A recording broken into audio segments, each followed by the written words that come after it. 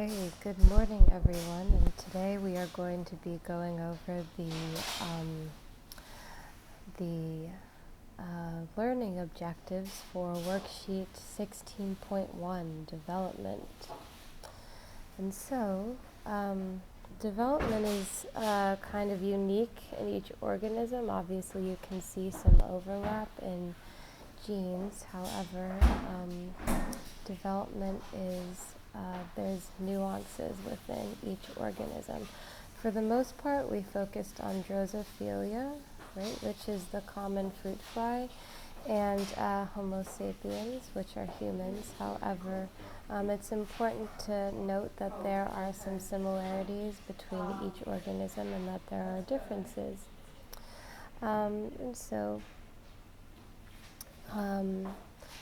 The learning objectives are characterized by kind of two things. There's differential gene expression and then major developmental events.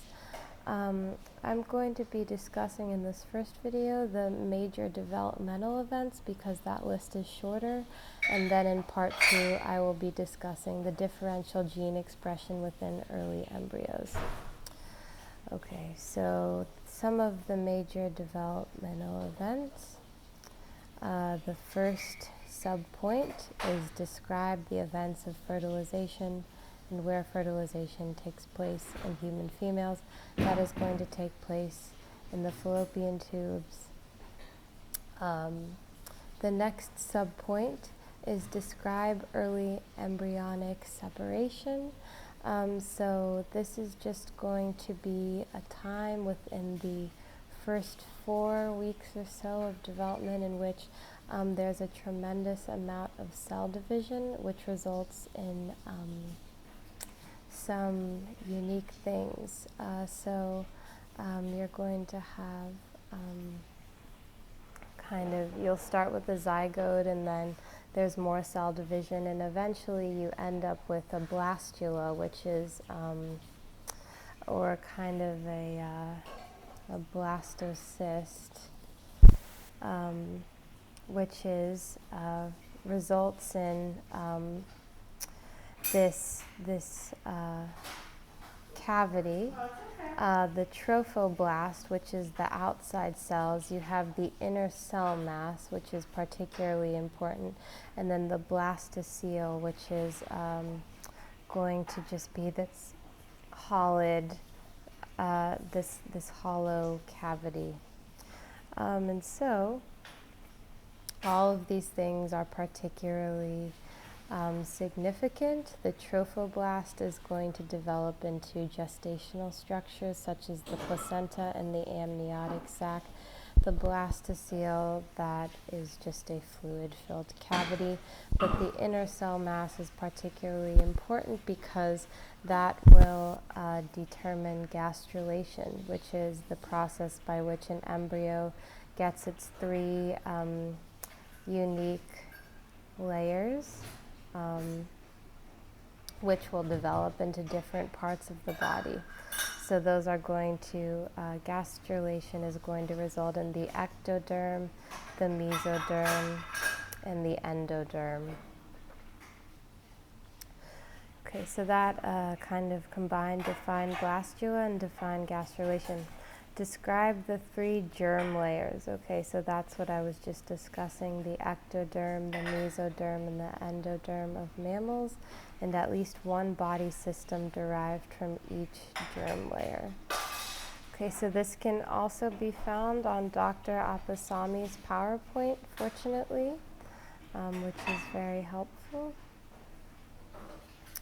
And so, the ectoderm is the most outer layer of the germ layers. Out of the 3 germ layers, the mesoderm, meso is indicative of middle, that's going to be the middle layer, and then the endoderm is going to be the innermost layer. So the ectoderm is responsible for the epidermal cells of the skin, the central nervous system, and the neural crest, which is particularly important within animal bodies. It's very characteristic of animal bodies. So then you have the mesoderm, which is the middle layer that's going to be responsible for the notochord. The notochord is going to be, throughout evolutionary history, the notochord has been confined to the discs of the spine.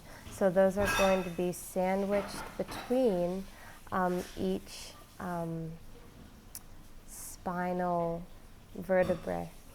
And so when you have a herniated disc, what that means is that notochord, that squishy gelatinous substance between each vertebrae has slipped out.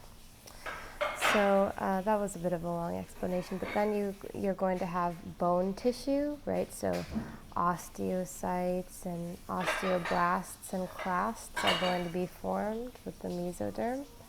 Then you'll have a tubule cell of the kidney. Those are particularly important for osmotic regulation. Red blood cells are going to be formed by the mesoderm. Those carry oxygen through the circulatory system. And then, of course, you'll have facial muscle. And so those are responsible for a variety of things. And so that's what's going to be formed by the mesoderm. The endoderm is the innermost layer, and so you're going to have the digestive tube that's formed by this, your pharynx, right, and specifically the thyroid cells within the pharynx. Then lastly, you'll have the respiratory tube, which will form lung cells. So stomach cells, thyroid cells, and lung cells. Stomach cells are particularly important for digestive processes. Thyroid is important for the regulation of hormones within the body. And lung cells, specifically the alveolar cells, are responsible for the gas exchange within the lungs. So that's what those three layers are responsible for. Understand that major organ systems develop at different times in embryonic development. That is something very important to note. Not all organs develop at the same time. Dr. Appasami's PowerPoint also has an excellent visual kind of external link to this, where you can see all of the development of organs here. And so you can see when the critical periods are. So if you have, for example, opioid use during gestational periods, you're going to have, if you have opioid use later, in the pregnancy, you won't have as much damage. However, if you're in these critical periods where organ development is particularly critical, then you might have more birth defects present. Okay.